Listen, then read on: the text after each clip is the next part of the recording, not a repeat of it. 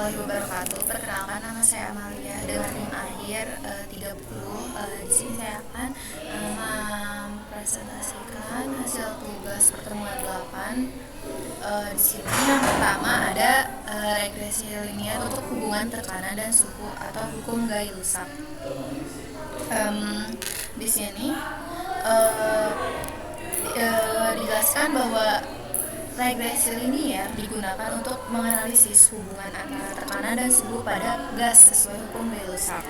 Nah, karena volume dianggap tetap, tekanan meningkat sebanding dengan kenaikan suhu absolutnya. Nah, secara komputasinya, data suhu dan tekanan dimasukkan sebagai pasangan nilai, lalu regresi linear diterapkan untuk mencari gradien yang merepresentasikan konstanta sebandingan. Hasil regresi kemudian ditampilkan dalam bentuk grafik suhu terhadap tekanan beserta garis lurus yang menunjukkan pola kenaikan tekanan konsisten mengikuti sifat linearitas gas ideal pada kondisi volume konstan. Nah, di sini kita masukin data suhu dan tekanannya. Di sini ada suhunya 273, 300, 330, 360, 390, 420 dan tekanannya itu 101, 111, 122, 133, 143 dan 155. Nah, di sini kita bisa langsung aja gitu untuk melihat hasilnya.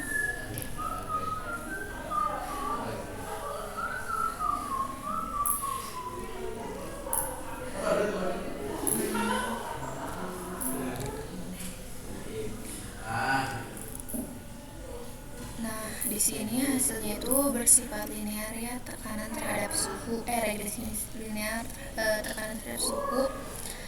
Di sini bernilai linear sesuai dengan apa yang dijelaskan tadi. Nah, selanjutnya ini ada di sini juga ada H nya 0,364 kPa per K konstantakannya. Nah, selanjutnya ini ada regresi linear untuk hukum pendinginan Newton. Ini bisa dihapus. Nah, di sini regresi linear pada hukum pendinginan Newton. Nah, hubungan dasar hukum ini bersifat eksponensial sehingga data suhu objek terhadap waktu perlu diubah menjadi bentuk linear. Nah, caranya adalah dengan mengurangi suhu benda dengan suhu lingkungan, kemudian mengambil logaritmanya sehingga hubungan antara waktu dan length T dikurang T lingkungan menjadi linear.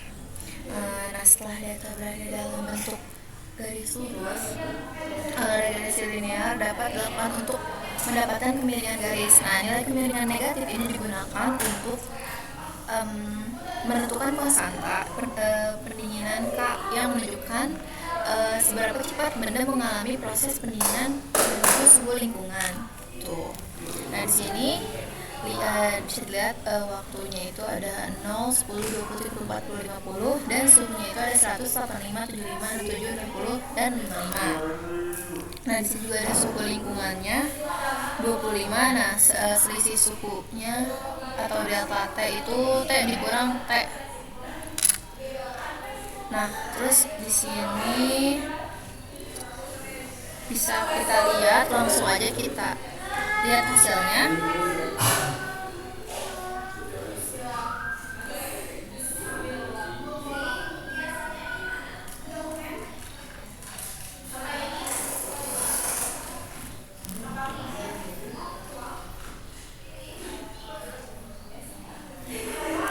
Agak loading. Nah, ini regresi linear, ini linearnya garisnya juga, ini pendinginan Newton. Bisa dilihat. Nah, seperti ini.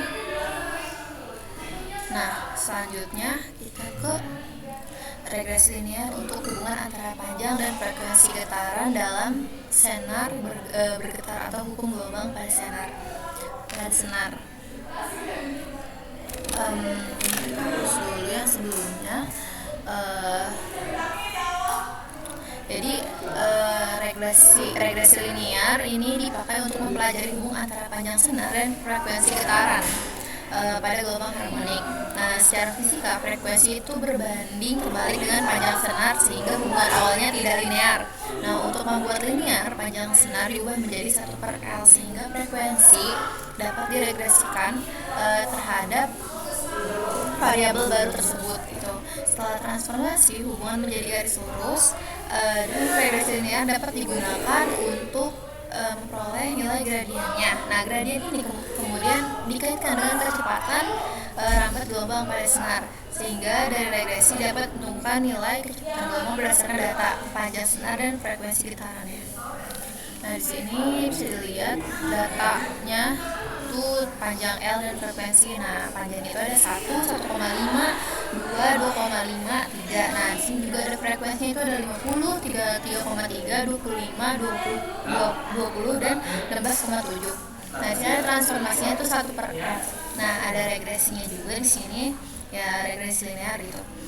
Terus juga di sini kita bisa langsung lihat aja gitu hasilnya.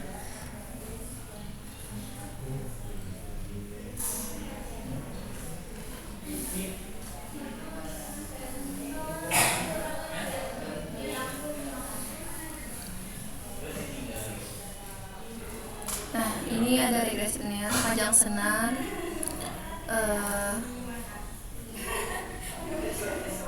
dan frekuensi getaran dalam senar bergetar. Nah, ini linear ya. Ini panjang senarnya, ini frekuensinya. Oke, seperti itu. Terus juga selanjutnya kita ke ini regresi linear untuk hubungan antara arus dan tegangan pada bahan semikonduktor atau hukum Ohm untuk bahan linear. Nah, di sini itu untuk mencari hubungan antara arus dan tegangan pada sebuah semikonduktor secara teori. Nah, hubungan keduanya itu ini bisa dituliskan dengan rumus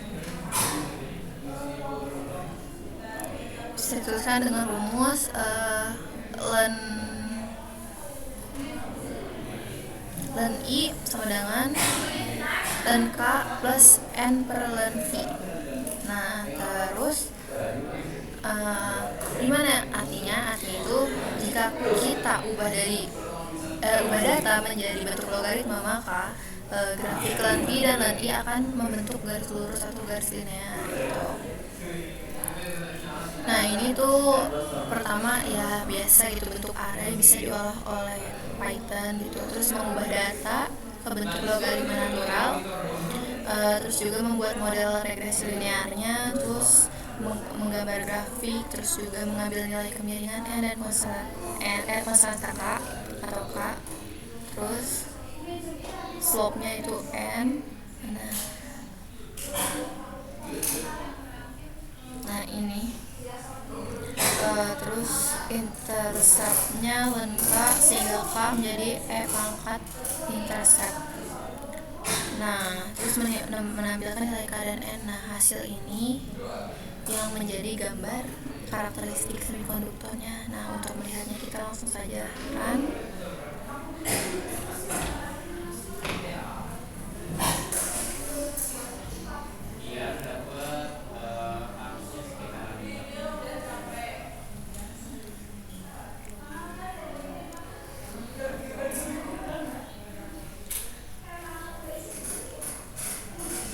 Nah, ini ya regresi linear ya, berbentuknya modelnya linear juga gitu. Dan I terhadap V untuk semikonduktor ya, seperti ini. Untuk selanjutnya kita ke regresi linear untuk peluruhan radioaktif. Nah, model ini tuh menggunakan persamaan ln N sama dengan ln N0 per lambda T. Nah, ketika data jumlah atom atau N dan waktu atau T dilogkan, grafik ln N terhadap waktu akan menjadi garis lurus atau linear. Nah, di sini pada kode ini itu pertama masukkan data waktu dan jumlah atomnya gitu. Nah terus mengubah n menjadi ln n. Nah ini dilakukan agar persamaan menjadi linear dan mudah dianalisis juga gitu. Nah terus membuat linear dengan linear antara t dan ln n. Nah garis regresi akan mendekati pola penurunan ln n. Lalu ini tergambar itu grafik ln n terhadap waktunya. Nah terus bisa mengambil nilai lambda dan n0 dari hasil regresi. Nah dengan cara ini juga kita bisa mendebak gitu sifat peluruhan hanya dari data percobaan yang kita coba gitu. Nah untuk melihatnya kita coba langsung aja.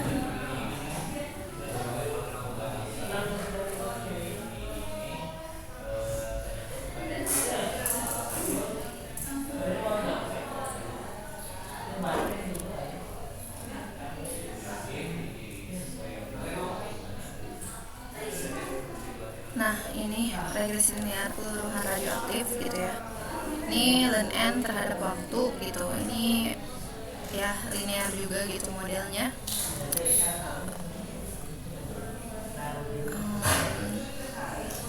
Gitu. Nah di sini ada konstanta peluruhan lambdanya 0,212 per detik. Terus juga ada jumlah atom awalnya 99,15. Nah selanjutnya itu ada regresi linear untuk hubungan suhu dan laju reaksi kimia atau hukum Arrhenius. Nah, hukum Arrhenius ini menyatakan ln K sama dengan ln A.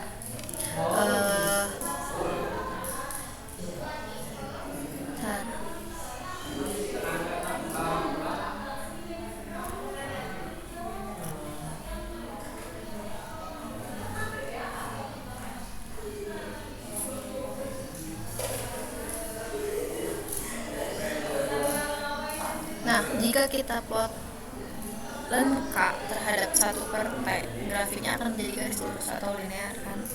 Nah, di sini juga ada konstanta gasnya gitu. Ini tuh bernilai konstan, nilai itu 8,3414 joule per mol K. Terus data suhunya itu ini ada 300, 320, 340, 360, 380 dan juga ada laju reaksinya itu ada 0,01, 0,03, 0,07, 0,12, 0,22. Nah ini berdasarkan dari soal gitu. Nah di sini ada transformasinya juga. Ini 1 per T. Terus juga ada model regresinya itu linear gitu. Terus juga ini ada model prediksinya. Nah, terus untuk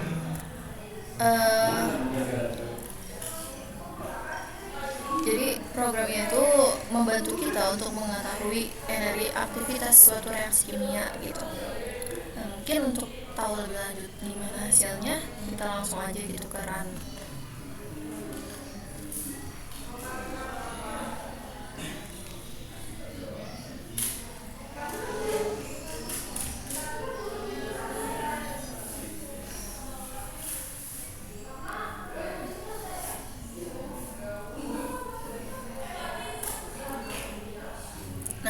Ini regresi hukum Arrhenius ln K terhadap 1 per T dikali 1 per K. Nah ini berbentuk linear ya yang kita lihat di sini. Selanjutnya kita ke regresi linear untuk hukum Stefan Boltzmann. Nah ini tuh bisa dilihat gitu kan. Di sini pertama yang masukkan data suhu dan daya radiasi. Di sini ada suhunya 500, 600, 700, 800, 900, 1000, 1100. Dan juga ada daya radiasinya. Di sini diibaratkan P, bernilai P itu 100, 240, 490, 850, 1300, 2000, 2900. Tuh. Jadi untuk mengubah data ke bentuk ln T dan ln P dilakukan regresi linear untuk ln P terhadap ln T untuk menggambar grafik logaritmanya gitu. Di sini juga ada transformasi logaritma, regresi linear, prediksi. Nah ini plot-plot yang kita masukkan. Terus juga bisa langsung aja gitu ya kita run. Nah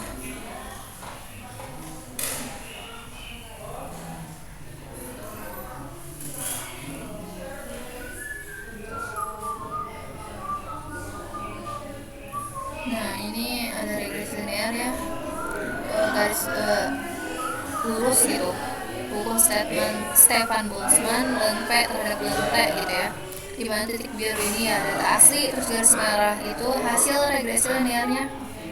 Nah di sini kita mengambil slope dan intercept regresi gitu. Nah slope-nya itu mendekati 4 sesuai dengan teori gitu, intercept ln IA. Nah menghitung nilai C juga. Terus program ini juga menunjukkan apakah data radiasi mengikuti hukum T pangkat 4 atau tidak gitu. Mungkin cukup sekian yang dapat saya sampaikan, kurang lebihnya mohon dimaafkan. Wabillahi taufiq wal hidayah. Wassalamualaikum warahmatullahi wabarakatuh.